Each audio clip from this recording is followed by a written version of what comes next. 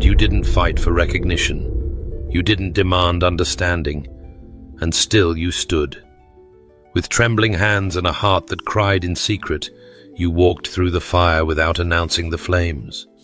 You weren't proving your strength to people. You were proving your faithfulness to God.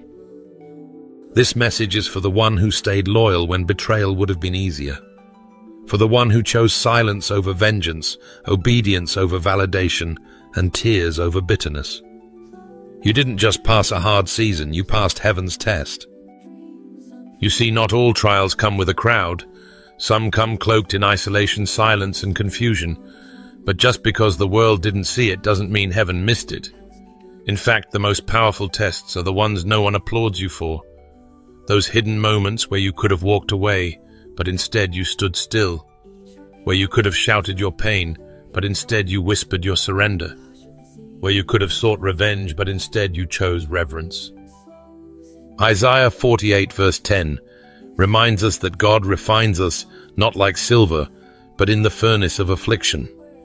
That means what you walked through wasn't pointless. It was purifying. You weren't abandoned, you were being trusted. When it felt like God was silent, he was actually watching closer than ever. The silence wasn't a punishment, it was an invitation. An invitation into sacred intimacy, where heaven weighed your motives, not your performance. Where your tears were caught, not wasted. Where your loyalty echoed louder than your words ever could. Every tear you cried has been counted and stored by God. You weren't weeping in vain. You were sowing in the Spirit, and heaven was recording every moment. You weren't losing, you were being documented. While others may have misread your quiet obedience as weakness, God was writing your faith into his eternal scrolls. You didn't perform for the crowd, you stood before the King. And that is what set you apart. Because real testing doesn't happen when everyone is cheering you on. It happens when no one sees, no one understands, and still you choose God. Again, and again, and again. 1 Corinthians 4 verse 5 reveals that when the Lord returns, he will bring to light what is hidden in darkness and expose the motives of the heart. That's where your reward is. Not in applause, not in attention, but in the divine unveiling of a life that was tested in secret and found faithful by heaven. So if you've ever felt overlooked, misunderstood, or unseen in your obedience, know this. You were never unseen by God. Heaven witnessed every quiet decision you made to remain loyal, every tear you cried into your pillow, every moment you bit your tongue when you wanted to scream. You passed tests most people will never understand, and God is about to honor you openly for what you endured privately. This is not the end of your story. This is the beginning of heaven revealing what's been recorded in secret. The test wasn't for the crowd, it was for the courts of heaven. And now the scrolls are opening. Some tests don't come with instructions, they come with silence. You didn't have a manual, you had to move forward anyway. You couldn't name what you were facing because even naming it would have diminished how deep it ran. This was the kind of test that pulled from the marrow of your soul, where survival wasn't about strategy, but surrender. You found yourself walking through a storm no one around you even recognized. And that was the hardest part. You were crying in a language that only heaven could interpret. You wanted to speak, but every time you tried, the weight sat heavier on your chest. And yet God understood. Romans 8 verse 26 teaches us that when we don't know what to pray, the Spirit himself intercedes with groanings too deep for words. That's what held you together. Not your eloquence, not your plans, but your posture. You didn't have to articulate the pain for heaven to answer it. This test didn't ask for your intellect. It demanded your spirit. It bypassed your strength, your training, your logic, and touched the place where only faith lives. It was never about your qualifications. It was about your willingness to still say yes when everything inside you screamed no more. When quitting looked more comfortable, but you chose covenant. When walking away seemed easier, but you chose to stay planted. When silence felt like rejection, but you kept praying anyway. You were tested in the unseen places, The places where applause doesn't reach, where encouragement is absent, where questions outweigh clarity. And still you showed up. You worshipped while wounded. You served while breaking. You believed while bleeding. And all of heaven took note. What others saw as weakness, God saw as worship. They couldn't understand why you didn't retaliate, why you didn't crumble, why you didn't turn bitter. Because the truth is, God wasn't testing your public display. He was testing your private devotion. You were being refined by a fire not meant to consume you, but to consecrate you. James 1 verse 2-4 tells us to count it all joy when we face trials, because the testing of our faith produces perseverance. And perseverance, that's what shaped you. That's what taught you how to stand with no spotlight. That's what equipped you to walk through valleys without needing to prove your worth to people who were never your judge. This test wasn't a punishment. It was a promotion in disguise. You weren't being exposed, you were being entrusted. God trusted you with a silence that would break most people because he knew it would deepen you instead. He trusted you with a test that would isolate you, not to harm you, but to hide you in his presence. Isaiah 43 verse 2 promises that when you walk through the waters, you won't drown, and though you felt submerged, you never sank. That was grace. Quiet, constant, unshakable grace. Your tears were not a sign of defeat. They were intercession. Every drop told God, I still believe you. You passed the test not with noise, not with applause, but with sacred endurance. When everything felt stripped away, you still remained rooted in him. That kind of faith doesn't need an audience, it only needs an altar. This wasn't the kind of test you could explain, and maybe you still don't have the language for it, but you survived it. And survival, when birthed through surrender, is the loudest declaration of faith there is. You endured what tried to erase you, and you didn't come out broken, you came out built. Some people are loyal when it's convenient, when the light is on them, when the rewards are visible, when the path is smooth. But you stayed loyal when the spotlight was off, when it cost you more than it comforted you. When loyalty felt like laying your soul bare and receiving nothing in return, you still chose covenant. And that decision didn't go unnoticed in heaven. You carried commitment when it no longer carried you. You poured into people who left your cup empty. You showed up for assignments that didn't clap back. And that wasn't weakness, that was worship. Because real loyalty isn't about staying where you're celebrated, it's about standing where you were sent. The weight of your obedience wasn't measured by the people you supported, it was measured by the God who called you to them. Sometimes loyalty feels like being invisible. You work in shadows. You give what no one sees. You love when it's not returned. You sow where nothing seems to sprout.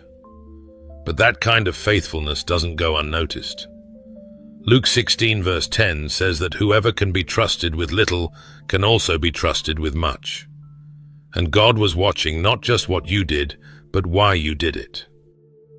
You could have walked away. You could have chosen your comfort over your calling. But instead you whispered yes, when everything in your soul cried for release. You didn't just stay loyal to people, you stayed loyal to purpose. And that choice, though it bled you dry in moments, became a prophetic act of war against the enemy. Because loyalty in obscurity is louder in the spirit than titles in public. Covenant doesn't always come with recognition. Sometimes it comes with tears, with frustration, with the ache of feeling overlooked. But Proverbs 3 verse 3-4 tells us not to let loyalty and faithfulness leave us, because they bring favor and good repute in the sight of God and man. Your name may not have been in anyone's mouth, but it was sealed in God's heart. You kept praying when it was thankless. You kept serving when it was tiring. You kept loving when it was misunderstood. That's loyalty. And that kind of loyalty doesn't just bless others, it builds you. It stretches you. It turns you into someone God can trust with something greater. Loyalty was your altar. You didn't just give your time, you laid your ego on that altar. You sacrificed your desire to be right, to be seen, to be appreciated. And God received it as worship. You weren't just helping people, you were hosting heaven. Because every time you stayed when it hurt, every time you chose quiet obedience over loud recognition, you gave God a place to dwell. 2 Chronicles 16 verse 9 proclaims, "The eyes of the Lord search the earth, looking to strengthen those whose hearts are fully committed to Him." Your loyalty wasn't about personality, it was about posture. You kept your heart aligned with heaven when your reality screamed for escape. You were loyal to the one who sent you, even when the ones around you forgot why you came. You didn't do it for applause. You did it for alignment. You didn't remain for gain, you remained because obedience mattered more than outcome. And let me tell you something, God records what people reject. Heaven keeps perfect score. And while others may have missed your sacrifice, your tears wrote songs in the courts of angels. So if no one ever said thank you, let this moment affirm what your spirit already knows. God saw you. Every moment, every step, every time you stayed silent instead of retaliating, every time you showed up when your soul was empty, every time you chose integrity over impulse. You were loyal when it was lonely, and that kind of loyalty shifts atmospheres because it looks like Jesus, the one who stayed when He could have called angels to escape, the one who remained faithful even when the crowd scattered. You reflected His heart, and because of that, heaven has marked you for something greater. Friend, there's something sacred about the moment you could have spoken, but didn't. When the accusations flew, when assumptions burned holes in your reputation, when voices rose against you in rooms you never stepped foot in, you had every reason to defend yourself. And yet you chose silence. Not because you lacked truth, but because you were anchored in something deeper than the need to be understood. Silence in that kind of moment isn't passivity, it's power. It's not a surrender to injustice, it's a submission to divine strategy. Ecclesiastes 3 verse 7 reminds us that there is a time to be silent and a time to speak. And you discerned the difference. You let peace rule when pride wanted to roar. You let stillness answer what words could never fix. This wasn't weakness. This was war in its highest form. It was spiritual restraint that confused every enemy waiting for your breakdown. You didn't match chaos, you preserved your clarity. You didn't chase rumors, you carried revelation. And while others scrambled to speak louder, you allowed the Holy Spirit to settle deeper. Because when you're truly secure in God, you no longer need to plead your case. He becomes your voice. Exodus 14 verse 14 declares, "The Lord will fight for you. You need only to be still." You lived that verse. You walked it out in the silence of your tears and the hush of your restraint. You didn't just endure the injustice, you entrusted it. That's maturity. That's wisdom. That's spiritual authority on full display without needing applause to prove it. Some won't understand the kind of strength it takes to hold your tongue when your name is dragged, to step back when your story is twisted. But heaven knew. Heaven documented it. God watched you choose peace over performance, obedience over explanation. That's why Isaiah 30 verse 15 rings true in your life. In quietness and trust is your strength. You were quiet, but you were not weak. You were still but not shaken. You were silent, and yet you thundered in the Spirit. The enemy hoped your silence meant surrender, but instead it was strategy. It was sacred resistance. Because when you refuse to bow to the drama of man, you give God the space to write a greater conclusion. You didn't lose your voice, you gave God the mic. Now it's His turn to speak. This kind of silence isn't void, it's full of discernment, full of restraint, full of trust. It was in that quiet that you became loud in heaven. Your silence echoed louder than slander. Your peace disrupted principalities, and your lack of retaliation became your elevation. Restraint like that cannot be manufactured. It comes from a deep well of knowing who you are and whose you are.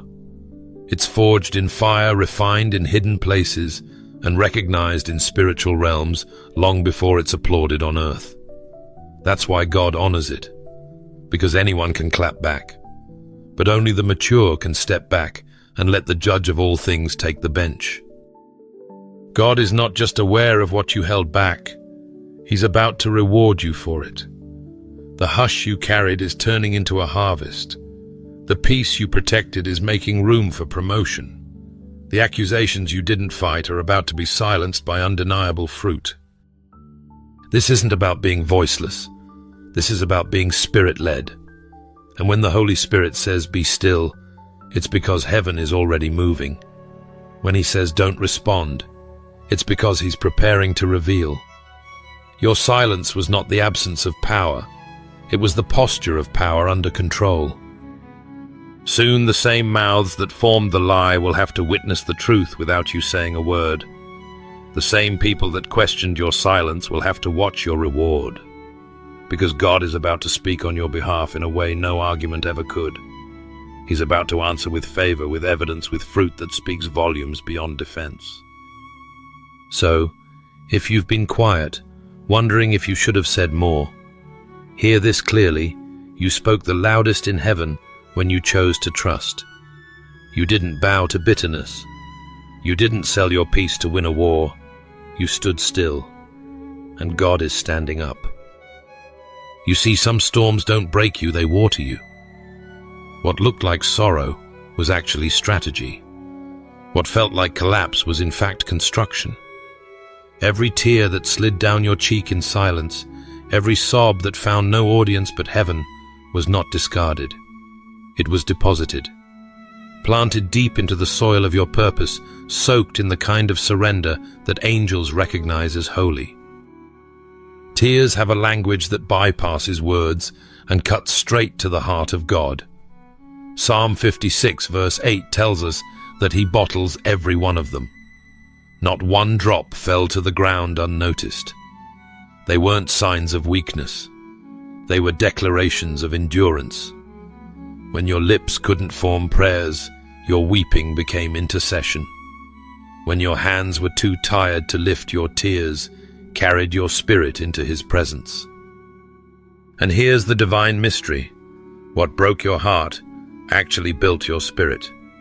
What the enemy meant to use as evidence of your unraveling, God repurposed as the very fertilizer for your next level. Psalm 126 verse 5 declares, "Those who sow in tears will reap with shouts of joy." You didn't just cry, you sowed, and heaven is preparing your harvest. Your weeping wasn't waste, it was worship. It was the kind of raw surrender that angels bow in reverence to. You didn't fall apart. You fell deeper into the arms of the only one who could carry what you couldn't explain. You weren't undone, you were being reshaped, molded in secret, strengthened in hiddenness, set apart in sorrow. And while others may have seen just a tear-streaked face, heaven saw a warrior being commissioned through lament. Those moments alone in the dark, they were altars. Those hours you whispered to God through broken breath, they were incense rising. Revelation 7 verse 17 reminds us that God will wipe away every tear from their eyes. But before he wipes them, he uses them. Before he dries them, he plants them. Before he ends them, he transforms them into a tool for growth. Grief has a strange way of tilling the soil of the soul. It softens what pride had hardened. It deepens what shallowness once covered. It awakens compassion that cannot be taught in comfort. You grew in the grief. You found dimensions of God in the sorrow that no sermon ever showed you. He was near when your world was far from still. Psalm 34 verse 18 assures us that the Lord is close to the brokenhearted. And you were never more surrounded by his presence than when your tears said what your lips could not. Those tears were not a side effect, they were a setup. The pain didn't steal your purpose, it deepened it. The tears didn't interrupt your assignment, they initiated it. In the moments when you felt most poured out, God was preparing to pour back in ways that overflow. Your assignment wasn't delayed, it was being watered. The drought in your emotions wasn't denial. It was God doing internal excavation, digging deep wells that will soon overflow with oil and living water. You were never just weeping, you were being washed. Those tears didn't drown your destiny. They baptized it. They made the ground ready for fruit that could only grow in deep places. And now, though your weeping endured for a night, joy is not just coming, it's rooted, established, ready to spring up not just as relief, but as revelation. So if you've ever questioned whether God saw you in those quiet, broken moments, know this: every drop became data in the heavens. Every cry became choreography for the next move of God in your life. He didn't just count your tears, He used them. And where you thought you were dissolving, you were being developed. The soil of sorrow is sacred ground for saints, and where you cried, you'll soon stand. Where you bled, you'll soon build. Because the weeping didn't empty you, it made room for newness, for power, for vision. And what you once saw as your breaking point will soon be remembered as the birthing place. Because here's what heaven knows. Some things don't end because they're broken. They end because God is beginning something stronger. What looked like loss was never your defeat. It was divine durability in disguise. You didn't miss the moment. You outlasted the chaos. And if you're still standing, still breathing, still believing after everything that tried to bury you, then heaven calls that a win. See, survival isn't always loud. Sometimes it looks like silence when you wanted to scream. Sometimes it's staying soft when life made you hard. And sometimes it's simply refusing to give up when giving in would have been easier. That's not failure. That's fortitude. That's the fruit of a soul trained by fire but rooted in faith. You weren't losing, you were lasting. What looked like your delay was the slow rhythm of being sanctified. You weren't slow, you were sacredly paced. Heaven never rushes what it's refining, and that refining wasn't punishment, it was preparation. While others ran ahead for applause, you stayed back for alignment. While they posted their highlight reels, you were living in the hiddenness that produces oil. Oil doesn't flow from ease, it flows from pressing. You were being crushed in secret so you could carry something public with power. Galatians 6 verse 9 encourages us not to grow weary in doing good, for at the proper time we will reap a harvest if we don't give up. And you didn't. That's the miracle. You didn't faint. You didn't fold. You didn't forsake the path God put in front of you, even when it looked like everyone else's path was more profitable, more praised, more popular. But let me tell you, favor can't be faked, and fruit can't be rushed. What you've sown in weariness, you will reap in wonder. Your scars. They weren't signs of failure. They became stories of faith. Each one is a chapter that reads, still here, still chosen, still trusting. The things you thought disqualified you are now the very things God is using to mark you. You walked through fire, but it didn't burn you, it branded you.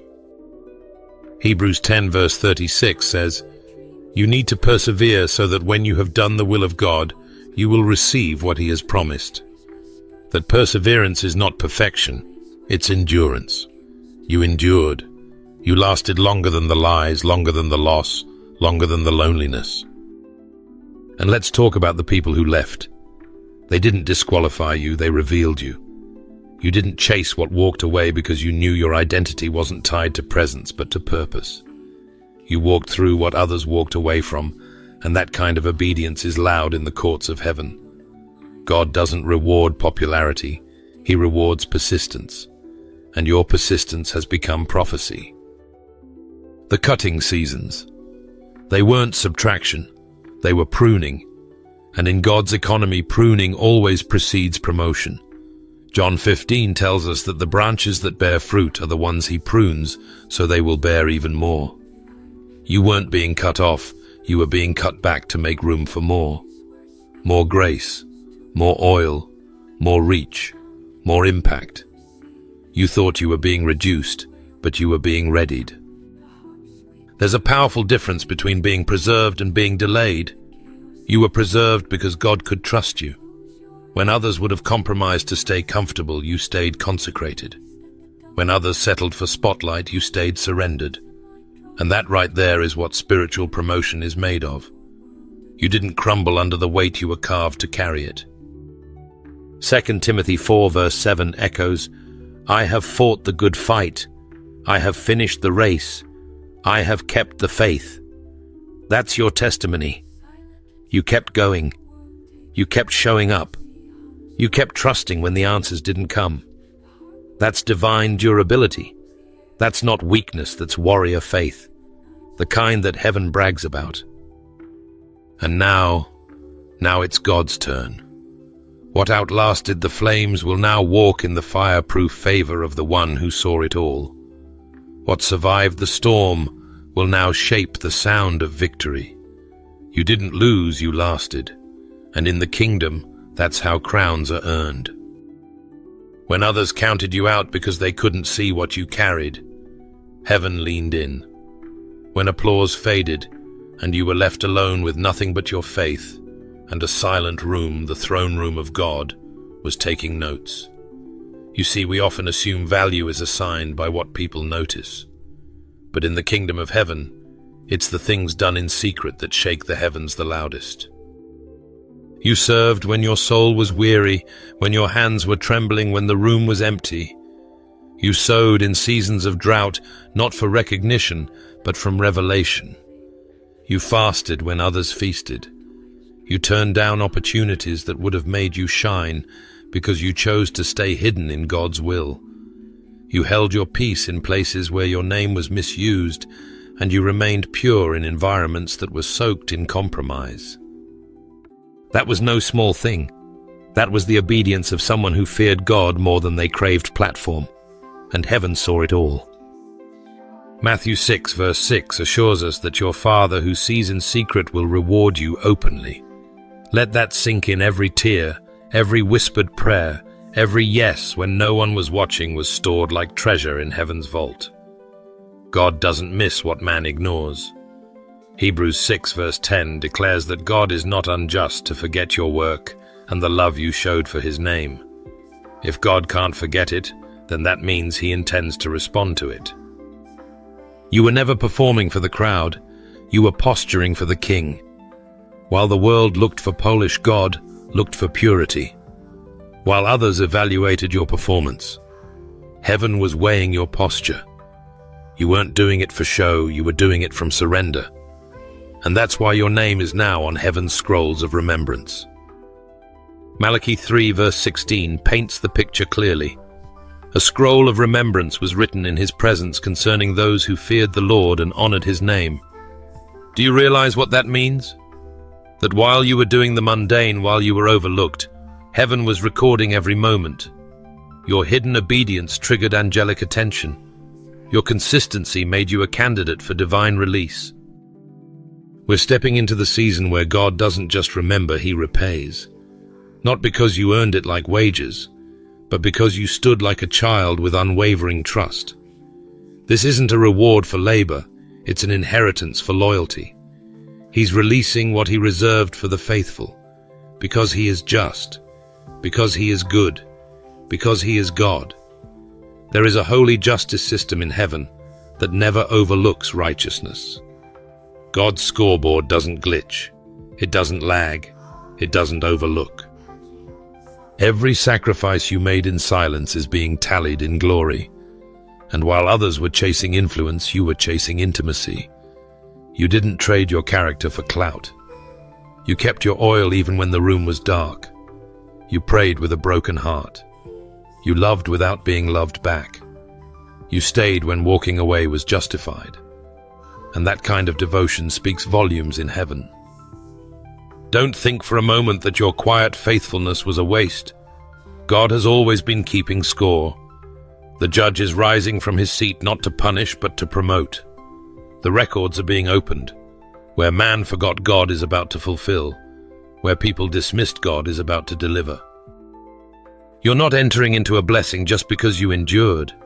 You're stepping into a manifestation because heaven has ruled in your favor. The scroll has your name on it. The reward isn't coming, it has already been dispatched. What you did in private is about to echo in public, not for applause, but as evidence that God honors the secret place. The things you did when it was just you and him. That's the foundation of what he's building in this moment. Heaven never forgets. The same God who saw you then is standing for you now. Beloved, the atmosphere is changing, not because something around you is moving, but because something within you has already shifted. The season you endured didn't just shape your story, it revealed your stature. You didn't crawl through fire just to go back to comfort. You didn't pass those tests in silence, with loyalty and with tears, just to stay hidden. No, this is the moment where God begins to elevate, not as a reward for perfection, but as recognition of your posture. You see, man looks for polish, but God looks for posture. What God has been forming in you isn't some temporary version for public display. He's been building the kind of character that can carry glory without pride, influence without compromise, and visibility without vanity. This was never about trying to be seen. It was about becoming someone heaven could trust when the light hits. That's why 1 Peter 5 verse 6 reminds us to humble ourselves under the mighty hand of God, that he may exalt us in due time. And friend, that due time isn't a someday, it's starting now. Elevation in the kingdom isn't earned by performance, it's received through surrender. You didn't hustle your way into this next chapter, you worshipped your way through private warfare and walked in obedience when no one saw. That's why this isn't just promotion, it's revelation. God isn't trying to make you famous, he's making you fruitful. And your fruit will speak louder than every critic, every lie, every season of being misunderstood. Psalm 75 verses 6 to 7 makes it clear promotion doesn't come from the east or the west or the south, but from God. He lifts one up and puts another down. You don't need to market yourself when heaven is writing your introduction. You don't need to explain how you got here when God is the one who opened the door. You were faithful when it wasn't easy. You stayed loyal when betrayal would have been easier. You kept quiet when the truth on your tongue was burning, but your peace kept you anchored. That wasn't weakness. That was wisdom. This is the moment the elevation begins. This isn't about stepping onto a stage. It's about stepping into purpose. You're being revealed not to be idolized, but to be identified as a vessel of glory. Your scars are the sermons. Your history has become your harvest. That version of you that stayed with God in the shadows, that's the one he's lifting in the light. So don't be surprised when your name begins to surface in rooms you've never entered. It's not flattery, it's fulfillment. It's Isaiah 60, verse 22 in motion. When the time is right, I, the Lord, will make it happen. The beauty of divine elevation is this: it doesn't need applause to be authentic.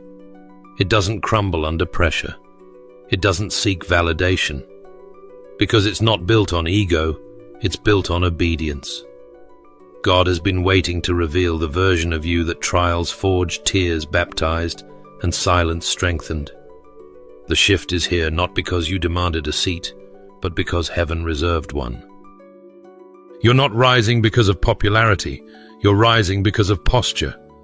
You passed the test that others couldn't see. You endured the fire they didn't feel. And the same God who kept you covered in the valley is unveiling you on the mountaintop. This isn't a climax, it's a commissioning. This isn't hype, it's heaven's hand. So get ready, not to perform, but to be positioned, not to strive, but to serve. Your story has already started echoing in places you haven't walked into yet. The elevation is here not because you pushed, but because God pulled. And this time your life will speak so loudly that you won't have to say a word. There comes a point where your life stops being something you try to explain and starts becoming something God uses to speak. You didn't just make it through. You didn't simply endure the hardship, cry in private, and hold on through the storm. You were being written. You were becoming. And now God is turning your journey into a living testimony, one that won't just sit on the shelf of your memory, but will be placed in the hands of others searching for a way forward. You see, you're not just a survivor, you're a sign. You're not just carrying a testimony, you've become one. Everything you walked through in secret is about to echo in the lives of others like a holy ripple. Your scars, once hidden in the sleeves of silence, are now sermons waiting to be read by hearts that feel lost, weary, or forgotten. You were never just going through it. God was turning you into a message in motion. You are the walking evidence that faithful endurance is not in vain. 2 Corinthians 1 verses 3-4 reminds us that the God of all comfort comforts us in all our troubles, so that we can comfort others with the same comfort we ourselves received. That's not just a good verse, it's your reality. The same valley that nearly broke you is the ground where healing will grow for someone else. God didn't waste your pain. He planted it. Today your history is producing fruit that others will taste and see that the Lord is good. When people look at you, they won't just see a person who made it. They'll see the process of God's grace in motion. Revelation 12 verse 11 says, "They overcame by the blood of the Lamb and the word of their testimony." That's your call now, not to blend in quietly, but to stand boldly as a testimony that victory is still possible. You became the message not through perfection, but through persistence. Through your loyalty, your silence, and your tears, you now carry something weighty, something holy, something that makes others believe again. Your obedience birthed a legacy, and that legacy isn't just about your name, it's about your impact. It's about those who will hear what you lived and find the strength to rise. You've been anointed to carry what crushed you. You've been entrusted with the authority to speak into what once tried to silence you. Psalm 40 verse 1-3 speaks of the Lord lifting us from the pit, setting our feet on solid ground, and putting a new song in our mouths. That's where you are now. Not just singing a new song, but becoming it. People won't always understand how you kept going, but they'll feel the power of what you carry. They'll sense the fire that came from your furnace, the oil that drips from your crushing. You are not just a person with a past, you are a person with prophetic proof. You are heaven's delivery system, a living message with holy punctuation. The commas were never the end, they were pauses in your process. And now God is writing the exclamation. When you walk into the room, understand God is speaking through your presence. The atmosphere shifts, not because of your volume, but because of your vessel. You carry what you cried for. You walk in what you waited through. You declare what once devastated you. And that is why the world will hear not just what you say, but what you lived. So don't shrink back. Don't hide the story behind a curtain of shame. You've been consecrated to communicate. Your life is a prophetic invitation. God is sending you out, not as someone seeking applause, but as someone carrying answers. Where you were broken, others will be built. Where you were crushed, others will find clarity. Where you were in despair, others will discover direction. You're not just telling the story anymore, you are the story. And your very existence is a shout in the spirit that suffering can birth significance. Pain can produce purpose, and silence can seed salvation. Heaven is about to deliver you into destiny, not just as a recipient of breakthrough, but as the vessel carrying it forward. Friend, not every door you're about to walk through is opening because you knocked. Some are swinging wide because heaven has already declared your name over them. This isn't just a promotion, it's a passing of divine responsibility, a release of inheritance that was always meant to meet you at this moment in time. You didn't chase this down through striving. You aligned yourself with the will of God, and now what was stored up is being transferred. It's not a reward for performance, it's the fulfillment of a promise. Inheritance is not something you earn like wages. It's something you receive because of identity, because of lineage, because of covenant. Romans 8 verse 17 reminds us that if we are children of God, then we are heirs, heirs of God and co-heirs with Christ. That means this moment isn't random. It's not just a high point in your journey. It's heaven fulfilling what it reserved for the faithful. This elevation is not a spotlight, it's a signal that legacy has begun. There's a weight to this moment, not just in the visibility it brings, but in the responsibility it carries. You've endured what you did not choose, so that you could receive what you cannot lose. The time in the shadows was never punishment, it was preparation. God wasn't just refining you, He was preserving you. Deuteronomy 28 verse 1-2 promises that those who diligently obey the voice of the Lord will be set high above all the nations, and blessings will overtake them. That's not a poetic idea. That's prophetic placement. You're standing at the intersection of obedience and overflow. You're not just being brought forward, you're being trusted. You're not just stepping up, you're stepping in. This is generational. The faithfulness you walked in during quiet seasons has written new terms over your bloodline. You're not only breaking cycles, you're establishing covenants. You are the gatekeeper for promises that extend beyond your lifetime. You're the evidence that God doesn't just bless people, He blesses lineages. Your yes became a seed, and your descendants will soon eat from the fruit. Isaiah 61 verse 7 declares that instead of shame you will receive a double portion, and instead of disgrace you will rejoice in your inheritance. This is that portion, that increase, that unveiling. But what makes it holy is not the size of what's being given, it's the weight of what it means. You've been entrusted with more than opportunity.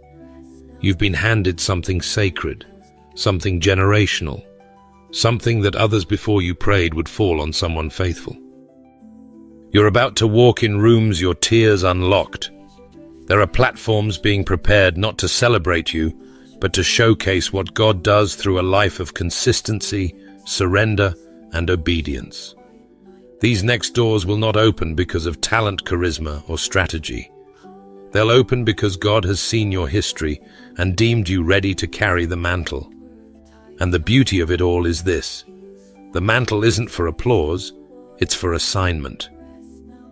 Don't minimize this moment by calling it a comeback. This is coronation. You're not just rising, you're reigning. You didn't just survive to get back what you lost. You outlasted every plan of the enemy, so God could give you what was always yours. The delay didn't cancel the promise, it protected the integrity of your heart until the promise could be received without pride.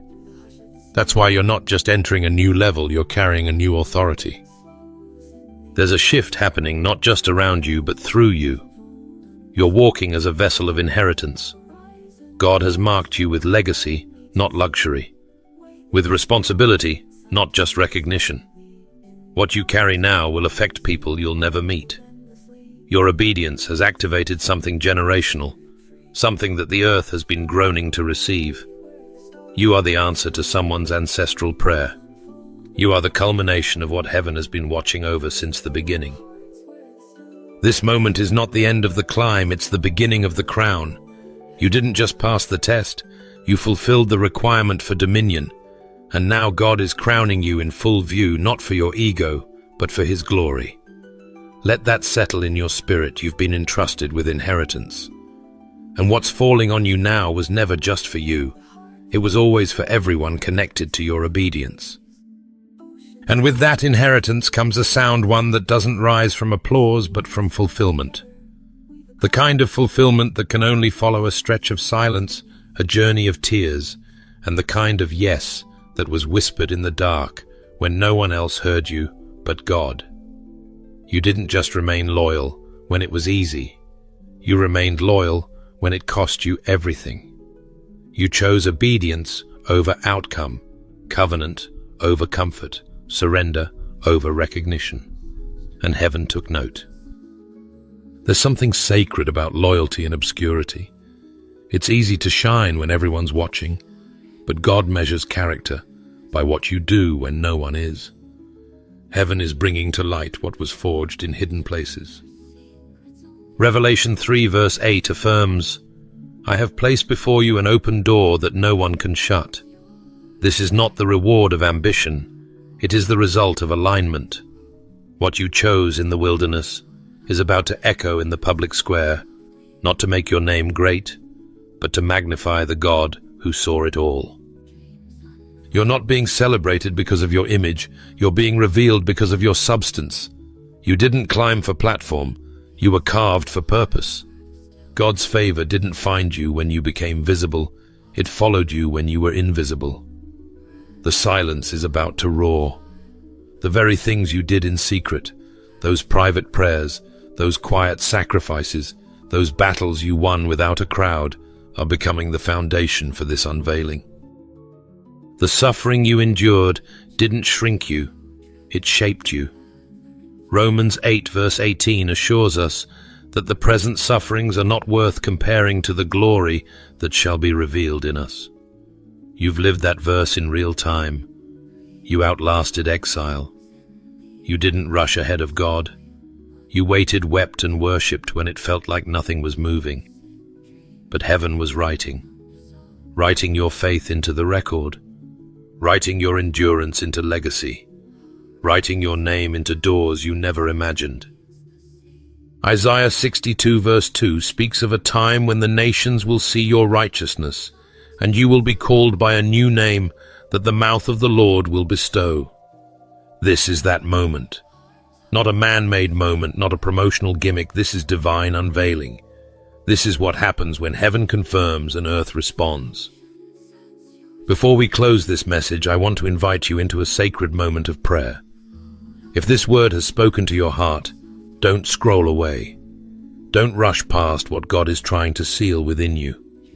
Let's come boldly but humbly before the throne together, and let heaven respond to the heart that endured the tears that fell and the loyalty that remained unshaken. Let's pray. Heavenly Father, we come before you in reverence and in awe, deeply aware that we're standing on holy ground, not because of where we are physically, but because your presence meets us right here. In our homes, in our cars, on the edge of our exhaustion, you draw near. You are not a distant God. You are close, attentive, and fully aware of every detail we thought went unnoticed. So right now, with grateful hearts, we pause to say thank you. Thank you for holding us together when everything around us was falling apart. Thank you for the quiet strength you placed inside of us when our own ran dry. Thank you for being faithful in the silence, for being near when we felt abandoned, for being our rock when we couldn't find our footing. You are the God who sees the one who hears and the one who writes every moment of obedience into eternal memory. We thank you for the strength you gave us to stay loyal when it was easier to walk away, for the grace to keep serving when it felt like we were being overlooked, for the wisdom to keep silent when we wanted to defend ourselves, and for the peace to keep moving forward through tears that blurred our vision but never blocked your promise. God, we acknowledge that the testing has been real. The weight was heavy, the fire was hot, the night was long, but we praise you not because it was easy, but because you never left us in it.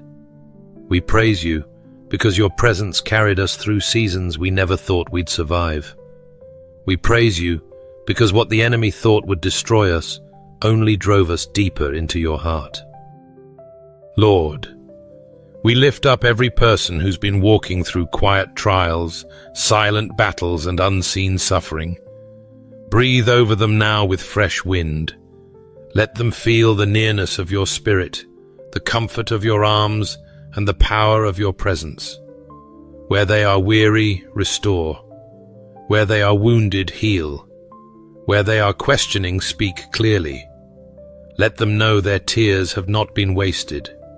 Their loyalty has not been overlooked, and their silence has been sacred in your sight. Father, we surrender again. We surrender not with weariness, but with wonder, knowing you've brought us through what we didn't understand, to prepare us for what we couldn't imagine. We yield to your timing. We trust your process. We accept your elevation not as a prize, but as a purpose. And we say yes to wherever you send us, however you lead us, and whatever you ask of us. Raise up the ones who were overlooked. Promote the ones who stayed pure. Anoint the ones who were broken. Use the ones who were forgotten. And crown the ones who remained faithful with a glory that no man can take away. God, seal this moment in our spirits. Let it not be another video we watch or message we hear, but a divine encounter that marks a new beginning. Stir us, strengthen us, send us, and let our lives forever reflect the beauty of surrender and the power of endurance. You are worthy of every tear, every trial, every yes. And we give you all the honor, all the praise, and all the glory. In the mighty, unmatched name of Jesus Christ, we pray, Amen. If this message has stirred something deep in your spirit, I warmly invite you to like this video, subscribe to the channel, and share it with someone who's been walking through their own quiet test of loyalty, silence, and tears. Thank you for being part of this community. May God honor your faithfulness, refresh your soul, and lead you boldly into the next chapter He has written for you.